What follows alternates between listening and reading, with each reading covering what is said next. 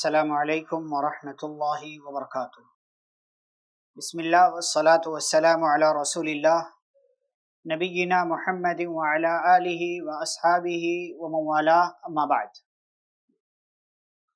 صحیح بخاری کی ایک حدیث کے حوالے سے آج آپ کے سامنے 7 سال کے ایک امام کا واقعہ پیش کرنا۔ صحیح بخاری کی حدیث ہے، حدیث نمبر 4302۔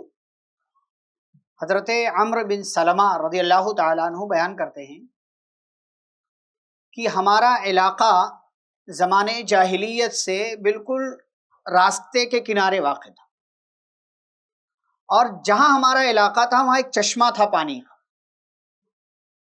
تو ادھر سے جب بھی کوئی گزرتا تھا، آتا جاتا تھا، تو ہمارے علاقے کے پاس رکتے تھے وہ لوگ پانی پینے کے لیے۔ نبی صلی اللہ علیہ وسلم پیدا ہوئے، بڑے ہوئے، آپ کو نبی بنایا گیا، ہجرت کر کے آپ مدینہ آ گئے۔ تو جب لوگ آتے جاتے تھے مدینہ تو یہاں رکتے تھے، تو تذکرہ کرتے تھے کہ یار ایک آدمی آیا ہے مدینے میں جو اپنے آپ کو نبی کہتا ہے۔ کہتے تھے میں بھی وہ بات سنتا تھا۔ پھر ان لوگوں میں سے کئی لوگوں نے اسلام بھی قبول کیا، تو وہ سناتے تھے ہم لوگوں کو کہ انہوں نے یہ کہا کہ اللہ نے کتاب نازل کی، اس کی یہ آیت ہے، یہ آیت ہے، یہ آیت ہے، وہ لوگ پڑھ کر کے سناتے تھے۔ اب عمرو بن سلمہ رضی اللہ تعالیٰ عنہ کہتے ہیں یقر فی صدری، قرآن کی جو آیتیں وہ لوگ بتاتے تھے وہ میرے سینے میں بیٹھ جاتی تھی۔ یہ کہتے تھے سن لیتا تھا میں، یاد ہو جاتی تھی۔ ایسا کرتے کرتے پھر یہ ہوا کہ عربوں نے چھوڑ دیا اس بندے کو، کہ اگر یہ بندہ اپنے آپ کو نبی کہتا ہے تو اس کا نبی ہونا ثابت ہو جائے گا، ایک دن دنیا اس کی مٹھی میں آ جائے گی، مکہ اس کے ہاتھ میں آ جائے گا، مکہ فتح ہو جائے گا۔ عرب والوں نے چھوڑ دیا۔ کہتے ہیں پھر اللہ کا کرنا ایسا ہوا، مکہ بھی فتح ہو گیا سن 8 ہجری میں۔ اب لوگ جا رہے فوج در فوج مدینے کی طرف اور اسلام میں داخل ہو رہے۔ تو میرے ابا اپنے علاقے کے سردار تھے، تو میرے ابا بھی گئے اپنی قوم کے ساتھ اور انہوں نے بھی اسلام قبول کر لیا۔ کہتے ہیں جب میرے ابا نے اسلام قبول کر لیا، قوم کے لوگ گئے تھے، ملاقات ہوئی، تو نبی صلی اللہ علیہ وسلم نے ان سے دین کی بنیادی باتیں بیان کی، توحید کا اقرار کر لیا۔ تو آپ نے کہا کہ دیکھو نماز فرض ہے، فلاں ٹائم پر فلاں نماز، فلاں ٹائم پر، پوری نماز کے اوقات آپ صلی اللہ علیہ وسلم نے بتائے۔ پھر آپ نے یہ کہا کہ دیکھو جب نماز کا ٹائم ہو جائے فَلْيُؤَذِّنْ أَحَدُكُمْ، تو تم میں سے کوئی اذان دے دے، وَلْيَؤُمُّ احفظکم قرآنا، اور تم میں سے جس کو سب سے زیادہ قرآن یاد ہو وہ تمہاری امامت کرائے۔ اب کہتے میرے ابا اپنے ساتھیوں کے ساتھ، علاقے کے لوگوں کے ساتھ واپس آئے علاقے میں، تو بتایا کہ بھئی ایسی ایسی بات ہے، ہم لوگوں نے اسلام قبول کر لیا ہے۔ تو نماز کا وقت ہوا تو لوگوں نے تلاش کیا کہ بھئی ہم میں سے سب سے زیادہ قرآن کس کو یاد ہے؟ کہتے کسی کو یاد نہیں تھا، بس مجھے یاد تھا، مجھے قرآن سب سے زیادہ یاد تھا۔ کیوں؟ وہ پہلے سے جو لوگ آتے جاتے تھے ان کا سن سن سن کر کے مجھے یاد ہو گیا تھا۔ یقر فی صدری، میرے دل میں وہ سب آیتیں بیٹھ گئی تھی کہ تو لوگوں نے مجھے نماز پڑھانے کے لیے آگے بڑھا دیا۔ اب آپ سوچیں یہ بچہ کتنے سال کا اپنے بارے میں خود کہہ رہے وَأَنَا بُنُ 6 أَوْ 7 سِنِينَ، میں 6 یا 7 سال کا تھا، صرف 6 یا 7 سال کا۔ آگے کہتے ہیں کہ جب میں نماز پڑھاتا تو وَكَانَتْ عَلَيَّ بُرْدَةٌ، غریبی تھی، اور عرب کے لوگوں کا یہ معاملہ تھا کہ وہ چادر ڈال لیتے تھے جسم پر، اگر وہ گھٹنے کے نیچے تک آ جاتی تھی تو نیچے کچھ نہیں پہنتے تھے۔ چادر اگر اتنی بڑی ہے کہ گھٹنے کے نیچے تک آ جاتی تو کچھ نہیں پہنتے تھے، اور اگر چادر چھوٹی ہے تو نیچے بھی ایک تہبند وہ لوگ بانٹ لیا کرتے تھے۔ کہتے میرے پاس ایک چادر تھی، اب چھوٹے سے تھے، 6-7 سال کا بچہ، کتنی ہائٹ ہوگی اس کی؟ 3-3.5 فٹ، بہت مشکل سے۔ تو کہتے میرے پاس وہ چادر تھی، فَإِذَا سَجَدْتُ، نماز پڑھاتا تھا، پھر جب سجدے میں جاتا تھا تلقصت عنی، تو وہ چادر اوپر سرک جاتی تھی، وہ چادر اوپر سرک جاتی تھی، اور پیچھے والوں کو میری شرمگاہ نظر آتی تھی، یعنی کمر کا یہ حصہ پورا نظر آتا۔ فقالت امرأة من الحي، اب پیچھے پہلے آج کے زمانے کی طرح نہیں کہ مطلب عورتوں کے لیے الگ انتظام ہو، عورتوں کی سب پیچھے لگتی تھی۔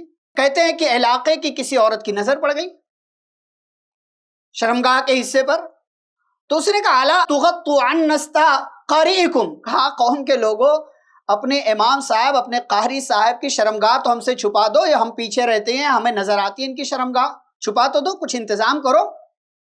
اعتراض نہیں کیا کہ 6-7 سال کا بچہ امامت کیسے کر رہا، اعتراض کس بات پر ہوا؟ اس کی شرمگاہ نظر آتی۔ تو حضرت عمرو بن سلمہ رضی اللہ تعالیٰ عنہ کہتے ہیں سب لوگوں نے چندہ وندہ کیا، اور چندہ کرنے کے بعد ایک کپڑا خریدا، اس کا میرے لیے قمیص بنوا دی، اور پھر کہتے ہیں اسلام لانے کے بعد سب سے زیادہ مجھے خوشی جس چیز پر ہوئی وہ اس چادر اور اس کپڑے کے ملنے پر ہوئی۔ چھوٹا سا بچہ کیا چاہیے؟ کامیاب ہو گیا تو آپ اس کو کوئی کھلونا دے دو، ٹوائے لا کر کے دے دو، آپ کوئی جو ہے چاکلیٹ دے دو، بہت خوش ہو جاتا۔ یہ بھی خوش ہو گئے۔ یہاں واقعہ مکمل ہوا۔ بتانا کیا ہے آپ کو؟ پہلی بات، اپنے بچوں کو چھوٹی عمر میں قرآن کی تلاوت سنایا کریں۔ 3، 2، 4، 5 سال کا بچہ سنائیے، اس کو سمجھ میں نہیں آئے گا، الفاظ وہ ہو سکتا ہے دوہرا نہ پائے، لیکن اس کے دماغ میں وہ چیز بیٹھے گی۔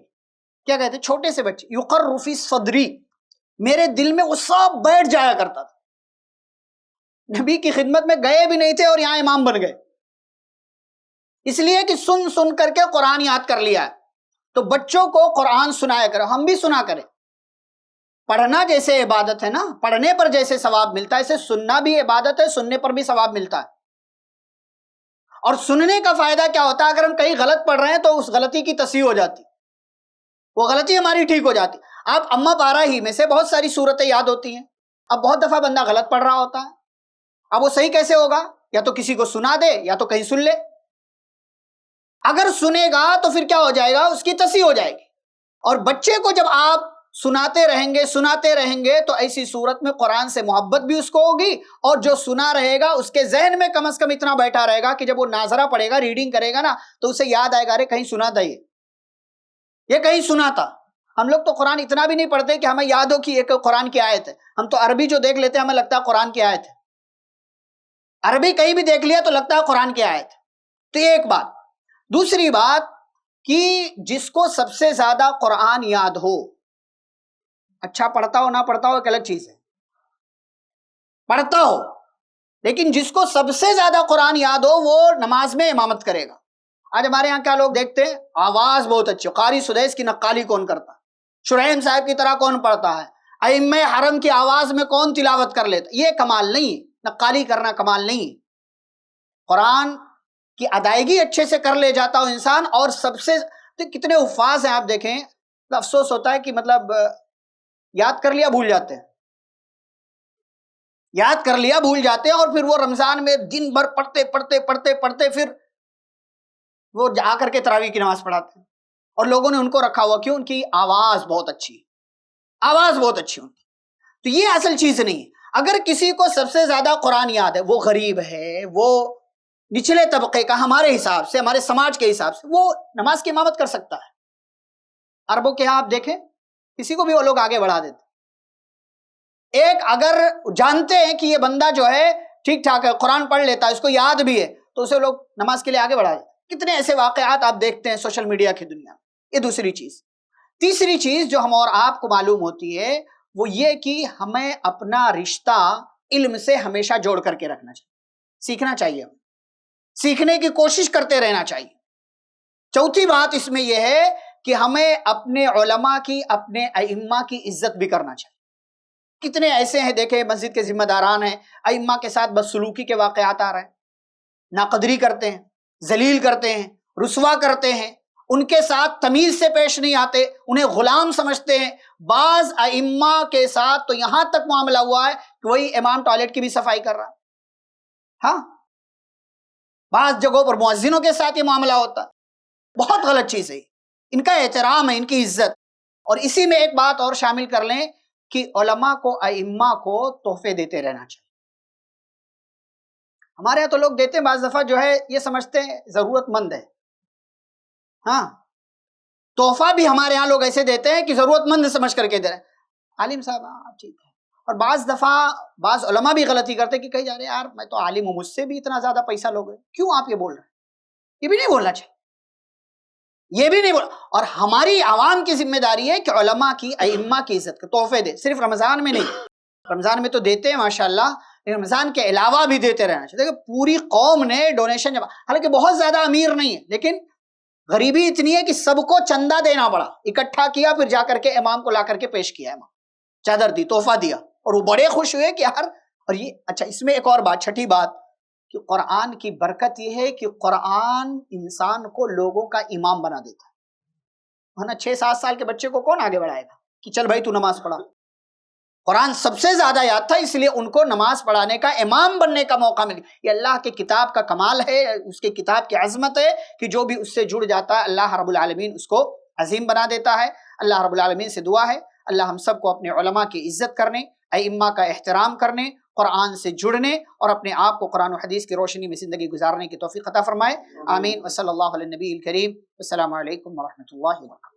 ایسے ہی فائدہ مند اسلامک ویڈیوز دیکھنے اور منہج سلف پر کتاب و سنت کی تعلیمات کو عام کرنے میں ہمارا تعاون کریں، تاکہ آپ کے لیے ذریعہ نجات، جنت کے حصول کا سبب، ساتھ ہی مال میں برکت و اضافے کا ذریعہ بھی بنے، آمین۔ جزاک اللہ خیرن۔